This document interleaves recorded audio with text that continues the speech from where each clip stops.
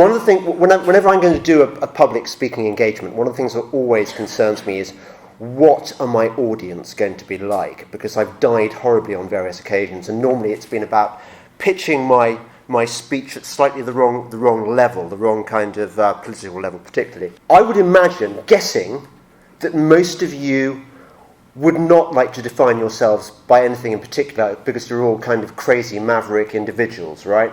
But if you had to put a label on yourself, you might consider yourself something like libertarianish left, maybe. No? Yeah? If? Some of you agree with that, some of you obviously disagree violently. People who don't know me very well assume I'm just a Tory, because it's an insult and it means I'm a bad thing, and they don't have to engage with my views. What you always find libertarians doing when two or three are gathered together is playing the more libertarian than thou game. What, you mean you don't want heroin dealers to sell heroin to school children? Well, you're not very libertarian. You don't want to invite the entire world to come and live in Britain. This is the Adam Smith Institute line at the moment.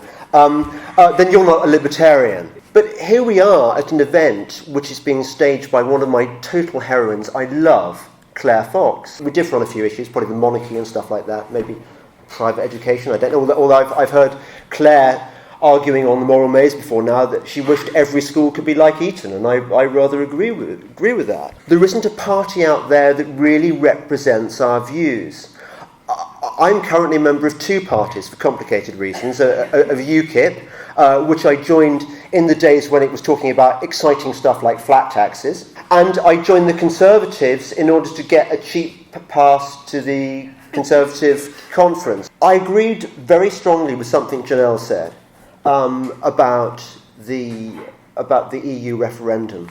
I think that was the only political event in my life where I felt genuinely involved in the political process. I lived in London for a long time, and I voted for my MP, who happened to be Labour. And I certainly wasn't voting for the bloody Labour Party.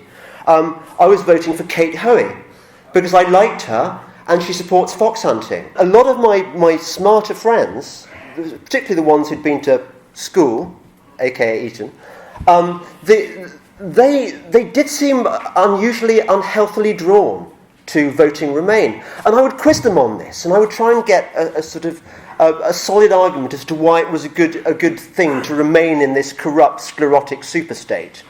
And all they could come up with sort of airy ideas like, well, I think it would be really sad if Henrietta and Jonty can't go and live whatever country they want to do. I would like to think that what most of us here believe in is liberty, the right to determine our own destiny.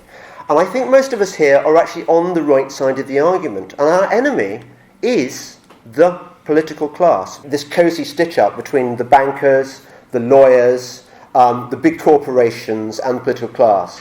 And I think that is where the true fight lies now. I think we're revolutionaries. Thank you. Thank you.